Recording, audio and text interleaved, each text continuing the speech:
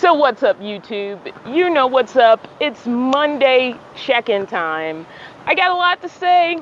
I'm going to do something a little bit different, but why don't we just cover what we always cover on Mondays, and that's a review of the week. So check those out now.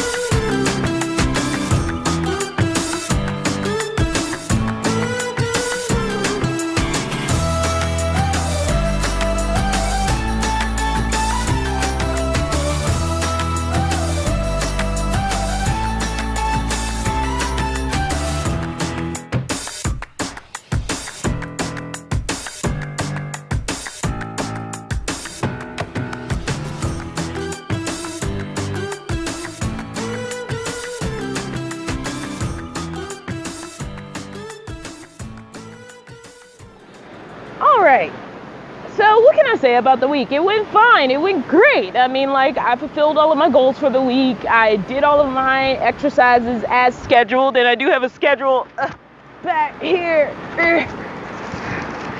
So this clipboard is one of many things I consider my exercise equipment. It's how I take notes on all my exercises, sort of, how each exercise goes. And my poor beat up P90X calendar. It's so sadly beat up. That basically tells me what I have to do for the week.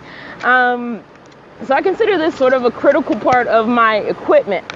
And another part of that equipment I realized is having these thrown in with my exercise equipment. Now that's sort of the thing I wanted to talk about in this video. Week after week, I've just been talking about the normal struggles of sort of trying to lose weight when you're very, very big. When you're at a point where you only need to lose 20 or 30 pounds, it's a way different situation than when you have to lose a lot more weight. When you just want to lose 100 pounds as a starter, that is such a different journey than, I want to spend a few months exercising and fit into a bathing suit. I can feel the changes inside of me that make me feel so much healthier than I was a few months back when I started this journey in Oregon. Now, what also has changed between Oregon and now is I'm on the road. I'm living out of my van. I'm no longer in a place where it's I have a house. For one thing, my exercise ball back there, I could just leave that inflated when I was living in standard housing, and it wasn't really that difficult. It stayed inflated. When I needed it, I took it out. When I didn't need it, I left it inflated. I could just sit on it casually in the house or the apartment. It wasn't a house, but I could sit on it casually in the apartment when I wanted to, because it could just stay inflated and go in a corner. And in most situations, something like that isn't going to take up that much space.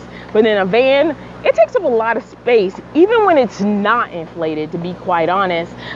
Trying to keep that thing is kind of annoying, but I do like the benefits it gives me for exercise, so I'm sort of willing to deal with it. I have a crate over there, and we'll do a closer sort of close-up of that when I talk a little more about, sort of my in-van gym, what's working, what's not, how I feel about the amount of space it takes up, all of those types of things. And since this has changed sort of from just a general weight loss journey to a fitness journey while living in a van, while not having a standard house, I thought it'd be cool to theme this week's video a little more lightly around what I've been using for exercise and what I have in my van right now that helps me do this program. Dumbbells. One of the main things I've been using this whole time, even before P90X, I was using dumbbells. I just like dumbbells. Yes, there are ways to not have to use dumbbells or ways to use weight non-traditionally, but I find the easiest way to stay focused, stay consistent, and stay trackable is just a physical dumbbell. Now, yes, I've heard, you can use bottles of water and all kinds of things, and it's weight, and all that matters is that it's a resistance size. But I know this is 8 pounds. I'm doing a lot of guesstimating, filling and dumping water, and also like my water's pretty valuable, so I don't want to just be throwing it around for exercise. There's other heavy things you can use, but still, my greatest asset has always been a dumbbell with a markable weight so that I know when I'm going up in weight as well. I got these 8s from my friend Emily around the time that I was not able to use the 5s as effectively anymore, at least not for every exercise. Now, there's plenty of times I still use the 5s, and I've had these 5s for a long time. Actually, this one, the rubber's wearing out of it. So through several cycles of like trying to lose weight and trying to stay on a fitness program, I've had these 5-pound dumbbells. I think it's one of the best starter weights. If you're not used to working out, it's enough resistance to really feel like you're holding something heavy and yet light enough, to really not, punk out too soon during exercises. Now, there are some exercises where I'll get 13 pounds by combining these, and because I know this is an 8 and this is a 5, I know I have around 13 pounds. I also have these, which a friend gave to me. They're about 1.5 pounds or something like that. So sometimes I'll combine them with these or something like that to increase my weight. But I'm still reaching the point with where what I have is a little bit limited, and it's a question of like, how far up in weight can you go when you're dragging these things around in a vehicle, and you have to get them in and out the vehicle and to the site where you're working out. So that's where they can get a little challenging. Now, what I really like and would love to have again, and I've had them before, is the adjustable weights. And I don't know if you've seen them. They're smaller versions, larger versions. Right now during the pandemic, basically a lot of fitness shelves have been cleaned out because a lot of gyms started closing. And unlike me, who's always preferred sort of outside the gym exercise, suddenly people are finding themselves having to work out at home. Now, some gyms have opened, some gyms have opened and closed again, but right now it's really honestly hard to find fitness equipment in the stores. So stuff I found really easy before the pandemic hasn't been so easy after the pandemic. So that's where I am with weights. Let's move on to the next one. So, weighted gloves. I do have a pair. I've had people suggest these to me in a lot of videos, but I actually do have a pair. This pair in particular is from Beachbody. As a lot of people know, I use the Beachbody app these days. I used to use my DVDs. I switched over to the app for reasons I'll get into in a second. But I got these bands with one of the video sets that I got a long time ago. When Beachbody used to do DVD programs, a lot of times they boosted their sets by offering, little pieces of equipment that came with the set to sort of justify the price. They were kind of overpriced, if I'm going to be honest. But I did get the set of hand weights. You can find variations of this in stores. Sometimes it's nice to wear these when you're doing activities. So like, let's say you can just walk and then you have a little bit of resistance in your hand. So if you're doing this, it just adds a little bit more resistance than like your free flowing hand. You can feel like there's extra weight right here. And if you ever put on a pair of weights, some people also do ankle weights. You can feel sort of the difference in it, but it just gives you sort of more to do because it takes more effort, not much, but it takes more effort to lift this hand than it does this hand. So whether you're going like this or you're punching or whatever, because with Chalene Johnson specifically, I've done Turbo Jam, Turbo Fire, and Chalene Extreme, and she does a lot of stuff with weighted, hand weights that can be strapped to your hand doing her exercise program. So you're doing the thing and doing like this and da-da-da, and you just have a little bit more weight going on. It just adds a little something extra. It's not going to like break the bank one way or the other, but it's also a way to make exercises that are perhaps getting too easy just have a little bit more of a burn. They're not magic. They're just something extra to throw in. All right, gloves. Now you may ask, what is the usefulness of a pair of gloves? Well, sometimes when you're handling weights, it's nice to have something in between your hand and the weight, especially when it's hot. your hands, or even just when you start sweating doing the exercise, it gives you a better grip. There's just a lot of benefits to having a pair of gloves. These take up almost no space compared to a lot of the, like this is always going to take up the amount of space it takes up. This thing is literally nothing, and it really helps. Like even with the pull, with the bands, like it helps to have sort of this layer in between you and the weight. If it's hot, if you're just sweating because you're working hard, like these gloves are really useful. These are actually work gloves. There are legitimate exercise gloves you could get, but these are a transfer, honestly, from me being a stagehand. And they also, I mean, like once I lost, or can't remember if I lost or tore or what happened, but I did originally have like actual fitness gloves. But I had these on hand, so I just actually just threw them in with my exercise equipment, and they are really useful just for maintaining a good grip, even as your hands start to get sweaty. And I find even when I'm doing like punches, sometimes my naked hand can get really sweaty and icky, or just doesn't like being in this position for a long time. And the gloves, they help provide a protective layer while doing that. So I like them. So here's the tricky part about traveling. I'm basically in an unfamiliar neighborhood, and I just went to stake out a place where I could do my exercises. So now the problem is, usually it wouldn't really matter. I would just need a flat piece of ground. I'd put on the exercise DVD, and I'd go ahead and do my thing.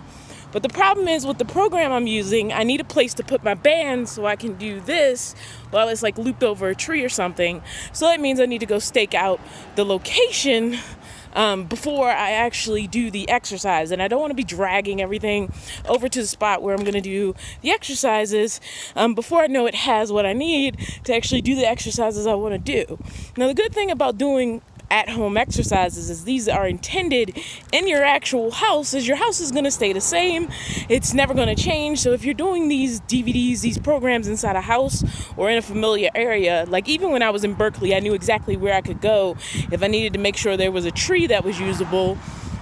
Then it's a little more controlled. When you're like, next week I could be anywhere. 2 days from now I could be anywhere, and I still have to do the program that requires me to do the band pulls. Then it gets a little tricky, because then you have to really think about it. You can't just like find an open public piece of area, pull out your DVD program and start doing it.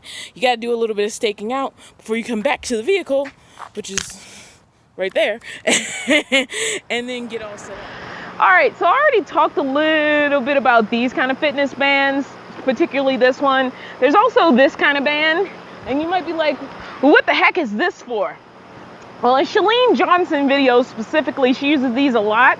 In fact, I used to have a Chalene Johnson one that came with my DVD program, but that one got destroyed a long time ago. So you see how tight this is? Well, some of Chalene's exercises with your feet, but I'm not going to point the camera down right now. You have to do them with your feet in this band, and it can be laying down and you bring your feet up, or you like doing an exercise where you go left to right and this is around your legs. This provides a really good amount of resistance and can make the exercise harder, again, as it starts to get easier, which is one thing I like about a lot of the Beachbody programs. I haven't used a lot of other programs to really do a comparison, but a lot of times they'll say, if you need to make this easier, don't use this piece of equipment. If you've reached a point where it's easy, add this equipment in. So I really, really like things like this. I haven't gotten to the point where I'm using this much, again, because I think I'm doing P90X. But when I get to the end of P90X, I plan to do Turbo Fire or Chalene Extreme, both of which use this a lot. So we'll see how much I use it in the future. But as for this one, again, I used to have just 2 single bands that each had a certain amount of resistance, but I couldn't remember which one was more resistant, less resistant. I talked about these already a lot, but what I really like about these is they're actually marked. This one says medium, this one says heavy, and the blue one says ultra heavy. And what's useful about that is it really gives me a good gauge of improvement to not improvement, because just looking at them like this, you can't really tell if one is more than the other. And when you have to experiment and you forget which color is like the stronger one, it's nice just to have a label on it. And I also like that these all work with one set of bands. And so it becomes, again, one thing instead of three things. And that's always a great thing when you're working and living out of a van. So that covers bands. These are push-up things. Push-up stands, I guess is what they're called. Yeah, they come in a variety. These ones are by Harbinger, and I actually bought these just before I left Oregon. And if I were on the ground, basically, you could put these on the ground, and it just gives you a little air when you're doing push-ups. These are also rotatable, which helps with your wrist. I'm still not super great with push-ups, and I still do them on my knees. But these are useful. They do make the exercise easier. Now, I don't always use these because sometimes I'll just use the table. I'll make my body as straight as possible, and I'll just do it this way. It depends on how much stuff I feel like dragging with me to a spot, how big a part of it is of whatever program I'm doing that day, and a whole lot of other factors. But they are useful to have. They're not that big. It's just that when you start putting all this stuff together, it does accumulate quite a bit. So the next thing I'm going to talk about is my bin. So this is basically the bin that I try to keep most of my equipment in. So everything you just saw that I've covered so far fits in here. But it is kind of tricky because there's a lot of awkwardly shaped things, and the way this lid is made, it needs to sink down into the middle a little bit, which is actually useful because I'll lay my clipboard up here and stuff like that so that the clipboard's accessible but also near the exercise equipment. So everything you've seen, I pretty much keep down in here. If it's not arranged properly, basically the lid won't go on it. And you only have so much room in a van. Now I know I have a bigger van than I used to, but still, you only have so much room in a van. So ideally, it all fits in here. Yes, it's very heavy. But yeah, this is an important part of having my gym in the van. So this is my yoga mat. Useful for any time you need to lay down on the ground. And that's not just yoga. Sometimes I do it with weighted exercises where I have to tricep extensions where you lay flat on your back and do this. I'll still use the yoga mat. Sometimes there's just general stretches I do with the yoga mat. Sometimes there's cardio exercises that actually happen on the ground. So it's nice to have a yoga mat between me and the ground. Now the problem is it's really hard to keep this thing clean. I've heard all kinds of suggestions of things to put underneath my equipment to keep it clean, but it's honestly more work than it's worth to use most of those suggestions. Just have to accept that you're using this thing outside, clean it off as much as possible, especially because this one is green. And, this one was actually a gift from Emily. I guess my friend Emily is giving me a lot of things. So yeah, not much to say about this. When you need to lay on the ground, whether that's for yoga or something else, it's nice to have something that you can roll out on the ground between you and the ground. Even the little bit of dirt that gets on here is sometimes better than laying directly on the ground. Yeah. So on Monday, my 12-volt air compressor burned out. That's better. We found the good lighting. And so what I did was I bought a new 12-volt air compressor from just an auto parts shop. I think it was O'Reilly's and not AutoZone. I don't know. I bounced between those two. So who knows? Whichever one was more convenient. It was just a 12-volt air compressor. It wasn't that big of a deal. It wasn't like, oh, I need the most quality XYZ. No, I needed a 12-volt air compressor. The one I had was from AAA. It did me well. The thing is, now I'm using the 12-volt air compressor about 3 days a week.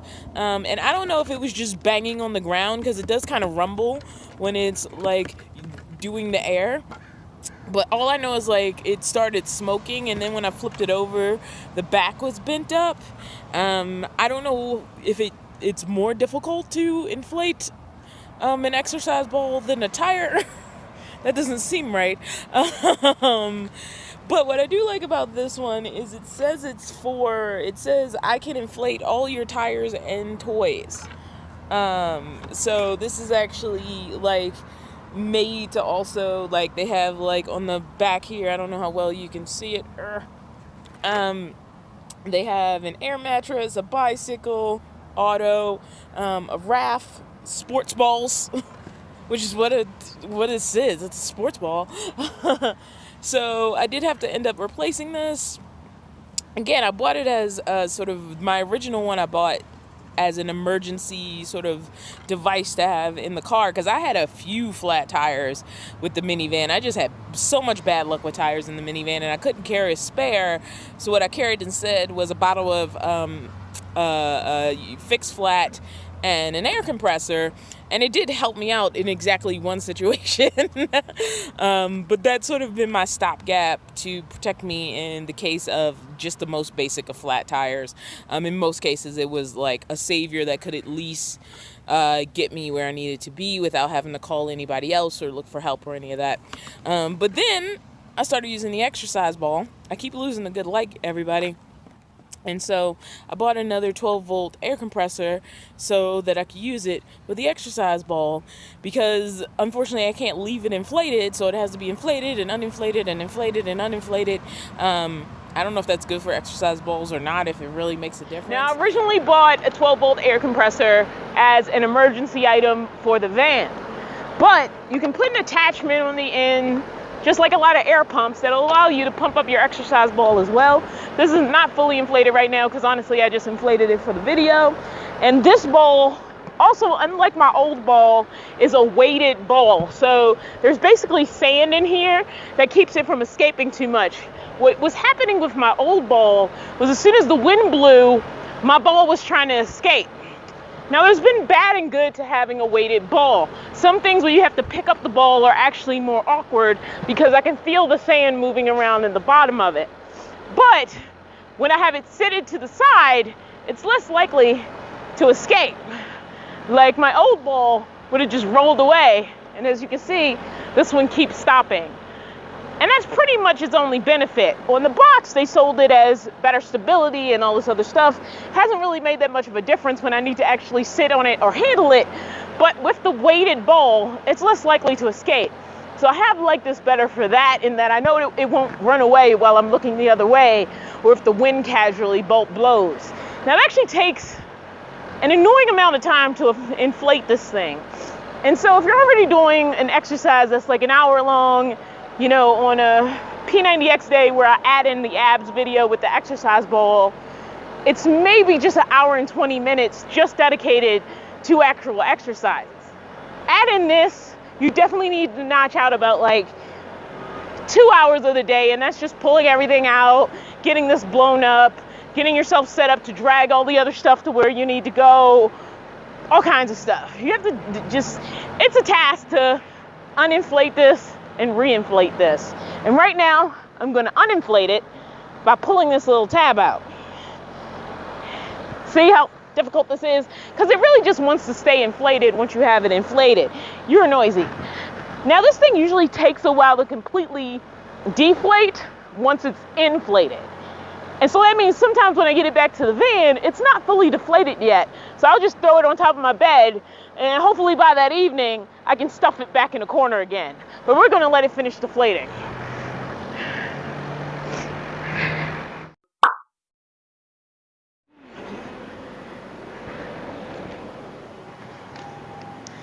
These are sort of the stepchildren of my sort of exercise equipment, and that's my trekking poles. I bought these really early into getting into fitness and walking, and I realized when I was in Oregon, I was doing a lot of walking and hiking with these things, but honestly, I haven't used them that much lately, and I'm really looking for a chance to break them out again. So I hope I really have more opportunities to hike, like not just take a walk, but do actual hikes that are appealing in the near future. But I honestly just haven't used them much since I left Oregon, but I'm still happy I bought them. And I saw them right in the door of the van, which is cool. Now, let me see. These are ones that break down. So we do this. Ha! Figured it out. So that's one. I always have trouble breaking these down. I'm gonna get it, guys. Ha! Did it! All right, cool. And then I have a Velcro strip that I forgot to bring over here with me. And then I just take these two things and I store them on the door of the van. All right, now we're going to cover just a couple of little miscellaneous things that don't really need like a separate focus, really.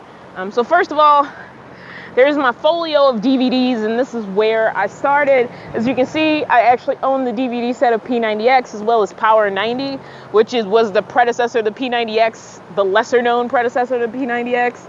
I have some Turbo Fire in here and some Chalene Extreme, which are all Beachbody programs. I also have some Biggest Loser workouts, which are actually pretty good. My 10-minute, I love this one. It has 10-minute bowl exercises. They're really good additional exercises, but also when I was first starting out, like these were only 10 minutes and you could combine them into multiple workouts. Like you can combine like upper body and lower body, upper and abs, lower and abs, stretch, and I don't know. You can just do all kinds of combinations or just do one of the 10-minute exercises. And it was a really cool way to get started when I was just trying to like make it a habit to do exercise every day. And then as it got hard, easier, I could either make this an additional exercise or whatever. What I loved about sort of DVDs and the companion to this was, of course, a DVD player. It's just a standard DVD player, nothing special about it. Sorry, the sun's getting weird, guys, as I film this. It has just a regular 110 cord, so if you're going to have it in a van, you need to have an inverter or a way to charge it if you have this particular model. I did have one that charged by 12 volt, but that one broke really easy, and I got it off like some lame website that sells stuff from China, so I'm not surprised. I got this off the shelf. DVD players aren't really a thing anymore because everybody does streaming, so you can actually get them pretty cheap these days, which is really cool. But what I liked about this is this was internet proof. So if you didn't have an internet connection, if you could put a DVD in here and hit play, it was great.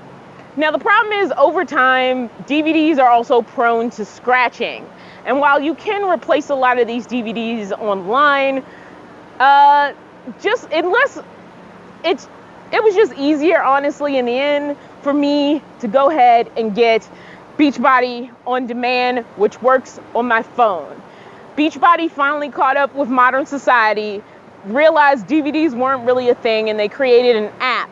And you basically pay for a year subscription of the app, and it's really great because you can download stuff to have access to offline, which was my whole big thing. I don't want to use something that's dependent on an internet connection just in case I don't have one or I have a really weak one. I like to know that my videos are accessible offline. Now, what I don't like about apps like this, and this has to do with every streaming service, including things like Netflix and Disney and stuff, is you don't own this stuff forever. You own it as long as you have a membership or as long as the app exists.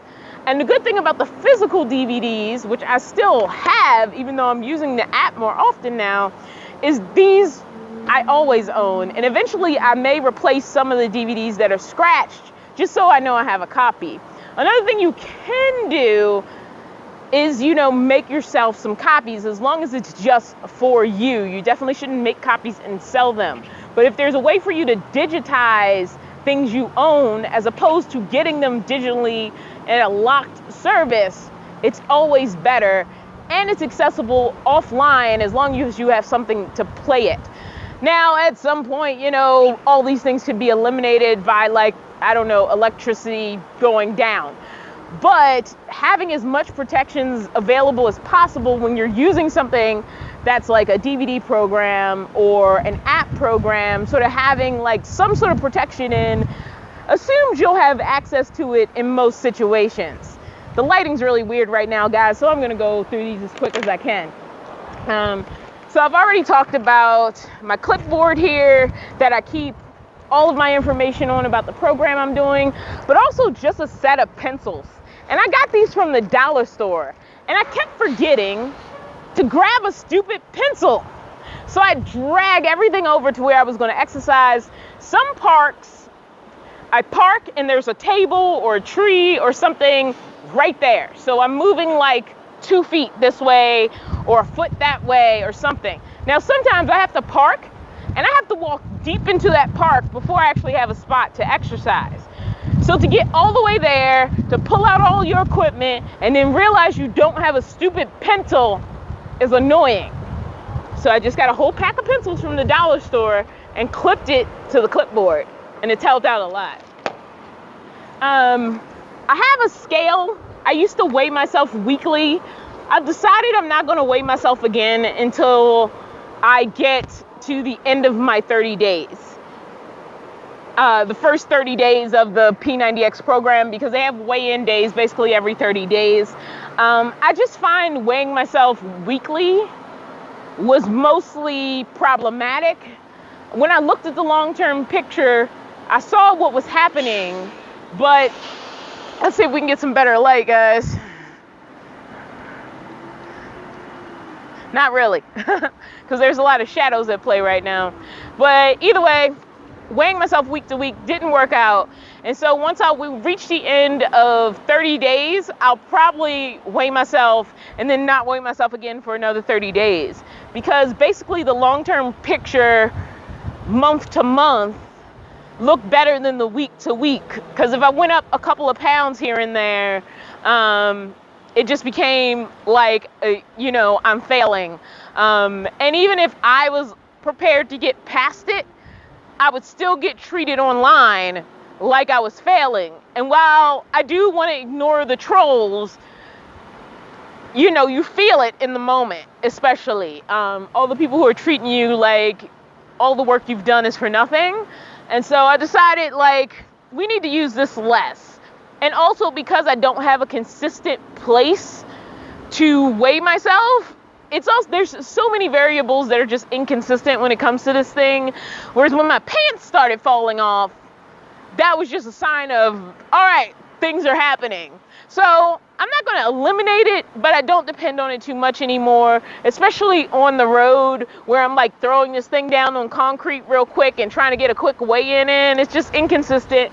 It's not as nice as when you have a bathroom in a house and it's always there in the same spot and you can treat things semi-consistently. Nothing about where I land on a daily basis, on a weekly basis, on a monthly basis is consistent. And so there's so many variables affecting scales and weight that I realized weekly just wasn't worth it. And so maybe I'm going to try out monthly and see how that feels. If I decide to go every 3 months at some point, or I may just decide the scale's totally irrelevant. Right now I don't care too much about it, but I like having one. And numbers are numbers. They're a way to have data about how things are going. And the last thing I want to talk about, I think I've talked about everything, is this thing, which I introduced, I believe, in last week's video. And basically, I'm going to open this thing up. I guess I should do it on camera. There you go. Sometimes you don't realize what the camera can't see until you look and you're like, oh yeah, they can't see you doing that.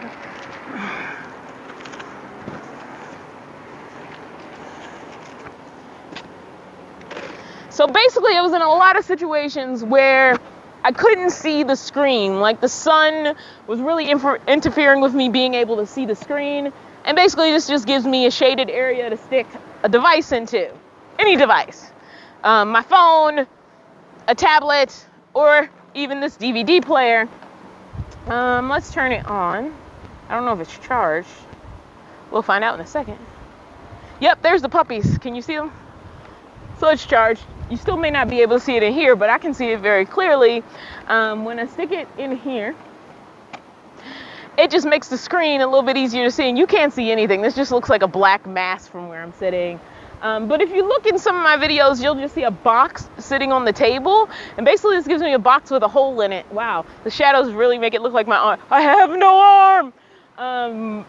It just helps with that, with adding a little more shadow, some more contrast to the screen, so that if I'm in a place where it's just too bright or the sun is in the wrong position or whatever, and it's really affecting my ability to see the screen, just a simple little box can make it clearer. Now, honestly, I could have built something like this. I didn't have to buy one. These are frequently also used in film. Filmmakers will either, and also people who fly drones use them. They'll have little boxes around their tablet or their phone so that they can see their screen better, because the best conditions to fly in with a drone are also sometimes the worst conditions to actually see your phone screen. And so a lot of these little shades, which there's like 1 billion of them on Amazon, really help with that. But also in filmmaking, same thing. Sometimes when they're at film sets, the outside conditions aren't great for seeing the screen, and so they'll have little boxes like these to put their monitors in so they can see on the monitor what the camera's seeing. And what the camera sees is way different than what your eye sees. So yes, having a screen that's showing you an accurate representation of what's going on really helps. And so they use these in film, and I was like, oh, that's what I'll do. I'll get one of these so that when I can't see my screen, I have one of these little boxes and I can just stick my screen in it and I'll be able to see my screen a little better. Why am I having such trouble with the word screen? So I think that covers it. I don't know if you found this particular video interesting, boring, stuff you didn't want to know about. But if anybody's wondering about having a gym on the road or having gym equipment on the road, or what kind of stuff to buy, even odd stuff like pencils and a box to put your screen in, if in like my case you are using a DVD program, ask me about it in the comments. Ask me what you think. Give me advice. Tell me loudly what I don't need or wouldn't need if I would just use a gym, which I hate gyms. Let's note that. Before COVID, I hated gyms, and I was using methods like these in order to get exercise in, either on the road or even in a house. I mean, like when I was in a house, I obviously didn't need something like this because I had a TV that was in the living room in a temperature-controlled environment. But even still, a lot of the other stuff I used a lot inside a house. And I've just translated a lot of that to the road. The only tricky thing now is storing the stuff. Because it's one thing when all you have in your van is clothes and food. Another, when you start to carry a micro gym with you. That's all I got for this video. I'll see you in the next fitness check-in. I'll see you before that in videos that aren't about a fitness check-in. And I hope you enjoy the rest of your day.